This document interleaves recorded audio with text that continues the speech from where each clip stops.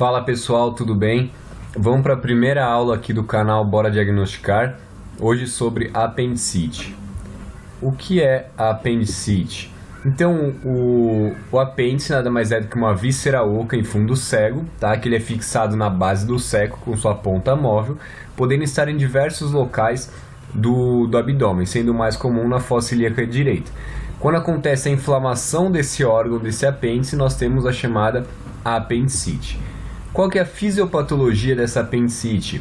Então a gente tem uma obstrução da luz do apêndice, lembra que ele é em fundo cego, então você obstrui a luz desse apêndice, seja por um fecalito, seja por uma hiperplasia linfóide, por um corpo estranho, por tumores e até por parasitas. E essa obstrução, o muco produzido no apêndice não consegue ser drenado para o seco, ocorrendo assim a distensão desse apêndice. Então você tem a obstrução da luz dele, ele não vai conseguir liberar esse apêndice para o seco, ele não vai conseguir liberar o muco produzido para o seco e ele vai começar a ficar edemaciado. Nós podemos diferenciar a fisiopatologia em 4 fases, sendo a fase catarral, a fase flegmonosa, a fase gangrenosa e a fase perfurativa, tá?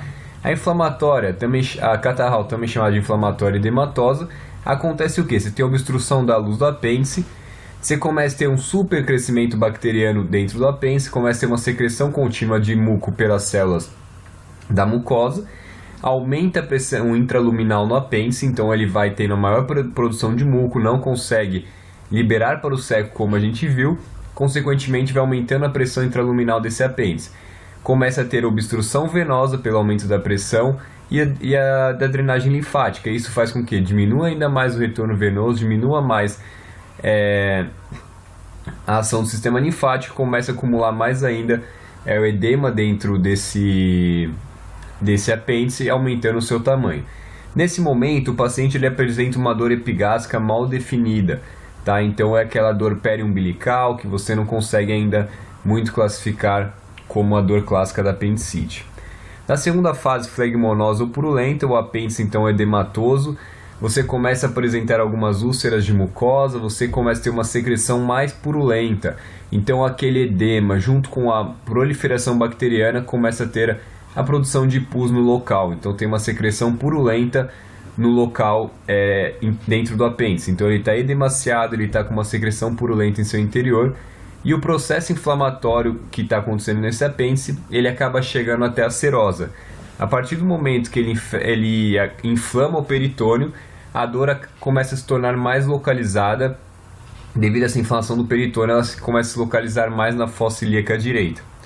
A terceira fase, gangrenosa, necrótica ou isquêmica, o aumento da pressão intraluminal do apêndice. Então ele foi aumentando, foi ficando mais edemaciado, começou a secreção purulenta, foi aumentando de tamanho. A pressão fica tão grande que ultrapassa a pressão arterial. A partir do momento que essa pressão intraluminal do apêndice ultrapassa a pressão arterial, ele entra numa isquemia e tem um infarto desse apêndice, tá? E ele chega na última fase, na fase perfurativa. Claro que se ele continuar evoluindo, sem antes o médico interferir, né? Então chega na perfurativa, então você vai ter a necrose tecidual, lembra que ele ficou isquêmico, esse tecido vai começar a entrar em necrose, tem maior aumento da pressão intraluminal, acaba perfurando e pode vazar pus na cavidade, dar todas aquelas complicações. 95% tem um bloqueio periapendicular tentando segurar essa inflamação, essa drenagem de pus que pode ir para a cavidade. As manifestações clínicas de uma apendicite, o paciente está em anorexia, uma hiporexia, tem uma queda do estado geral. O paciente ele vai apresentar de início uma dor epigástrica, uma dor periumbilical mal definida que vai migrando para a fossa ilíaca direita, como a gente viu. Então uma dor que começa em epigastro, bem assim difusa, não muito localizada, e ela migra para a fossa ilíaca direita. O paciente pode apresentar náuseas e vômitos, o paciente pode apresentar febre baixa, tá? E é o último sinal que aparece. No exame físico, nós podemos achar alguns sinais, como o sinal de Bloomberg, que é a descompressão brusca dolorosa na fossa ilíaca direita, o sinal de Rovsing, que você comprime a fossa ilíaca esquerda e pela passagem do ar que vai por todo o cólon, quando chega no seco, ele pode dar uma dor em fossa ilíaca direita. Sinal do Summer, que é hiperestesia cutânea. Sinal do Pessoas, o paciente vai sentir dor quando você faz o sinal de Pessoas e geralmente o apêndice está localizado retroperitoneal. Pode ter ruídos hidroaéreos diminuídos e o paciente pode estar apresentando uma posição antálgica. O abdômen pode estar um pouco distendido se o paciente já está em fases mais complicadas e assim por diante.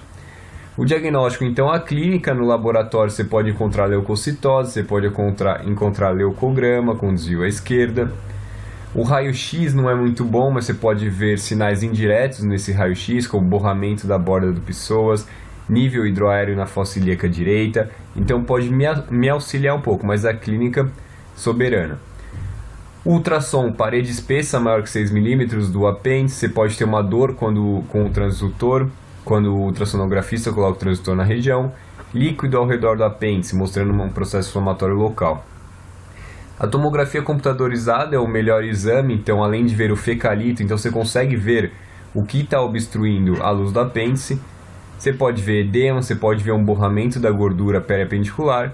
Além disso, pode me mostrar complicações à distância, então eu consigo ver até mesmo um abscesso. O diagnóstico, o clínico, o que pode me ajudar é essa escala de Alvarado, que é muito utilizada. Você vai somar as pontuações de acordo com positividade dos sintomas, dos sinais e dos achados laboratoriais, depois você faz uma interpretação dessa escala. Então, sintomas: dor migratória para a fossa ilíaca direita, 1 ponto, a gente viu que ela começa periumbilical, epigástrica vai para a fossa ilíaca direita. Náuseas e vômitos, 1 ponto, anorexia, 1 ponto. Defesa na fossa ilíaca direita, 2 pontos. Descompressão dolorosa na fossa ilíaca direita, 1 ponto. Febre acima de 37,2 no caso, 1 ponto. E achados laboratoriais: leucocitose, 2 pontos, desvio para a esquerda, 1 ponto. Então, defesa na fossa ilíaca direita e leucocitose, nós temos 2 pontos cada um, o resto é 1 ponto. A escala de Alvarado, então, quando você vai fazer a interpretação, aqui no serviço a gente faz da seguinte maneira: menor que 3 não é apendicite. Tem serviços que usam menor que 4, então 3 a 4 observa o paciente no hospital, geralmente por 24 horas. É difícil que seja apendicite, mas você pode observar esse paciente. De 5 a 6, eu solicito o exame de imagem, uma TC, um ultrassom. 7 a 8, alta possibilidade, geralmente maior que 7 já confirma apendicite, já vai para a cirurgia. E 9 a 10 já está confirmado o diagnóstico de apendicite. Então esse de 3 a 4 é mais de acordo com o serviço. Ele mantém em hospital por 24 horas, vai para analisar, ver se o paciente evoluiu para outra fase, ver qual vai ser a tua conduta. O tratamento tem que ser cirúrgico, então a gente tem uma apendicectomia laparoscópica ou uma apendicectomia aberta, tá? E os casos, a gente pode fazer o que? Nos casos não perfurados, você pode fazer um antibiótico profilático com uma cefoxitina em uma dose. Perfurados, com abscessos, a gente pode fazer um antibiótico de amplo espectro, tá? Então você vai fazer um tratamento mais prolongado com cefalosporina de 3ª geração mais metronidazol. Não vai ser somente profilático, você vai fazer uma antibiótico terapia. A incisão pode ser McBurney e Davis, por uma peritonite localizada, então aquela dor somente fossa ilíaca direita, por exemplo. E mediana, quando você já tem uma peritonite difusa, então o paciente já está em fases mais complicadas.